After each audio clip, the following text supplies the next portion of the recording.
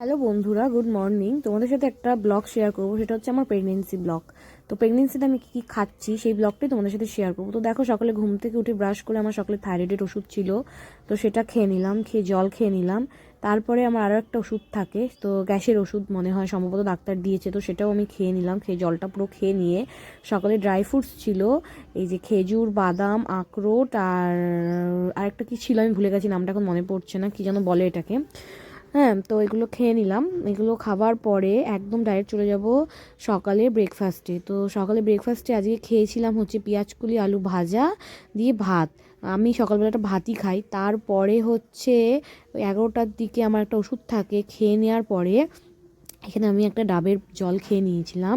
ডাবের জলটা আমাকে পার ডেই খেতে হয়, রোজ দিন একটা করে আমি ডাবের জল খাই, যেটা খেতে আমাকে বলেছে ডাক্তার। আর তার সঙ্গে খেয়েছিলাম হচ্ছে ফলের জুস। এখানে হচ্ছে বিট, আপেলের জুস ছিল আর কমলা লেবু ছিল। তো এইগুলো খাবার পরে মানে যা যা আমি খাই সারাদিন সেটাই তোমাদের সাথে শেয়ার করলাম, কম বেশি সবটাই।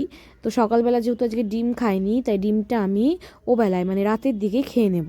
তো যাই হোক, এই যে জুস দিয়ে সম্পূর্ণটা খাবার পরে আমি এদিকে চলে এসেছি দুপুরে স্নান টান করে দুপুরে খাবার নিয়ে। দুপুরে লাঞ্চে ছিল হচ্ছে ভাত, পালং শাকের তরকারি, সকালের পেঁয়াজকলি আলু ভাজা, আর অনেক কিছু ছিল, ক্যাকড়া ছিল সম্ভবত।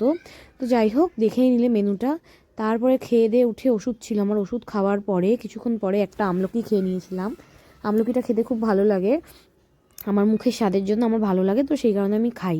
তো বসে বসে আমলকিটা খাচ্ছিলাম, গল্প করছিলাম, খাচ্ছিলাম। তো আমলকিটা খাওয়ার পরে জল খেয়ে একটু রেস্ট নিয়ে তারপরে সন্ধেবেলায় চলে গেছিলাম। একেবারে সন্ধেবেলার দিকে দেখো আমার প্রোটিন পাউডার থাকে, প্রোটিন পাউডারের সাথে কিছু ড্রাই ফ্রুটস আমি নিয়ে নিয়েছিলাম, দেখতেই পাচ্ছ এখানে কি কি রয়েছে। তো এই ড্রাই ফ্রুটস দিয়েই আমি প্রোটিন পাউডারটা সন্ধেবেলা খাই।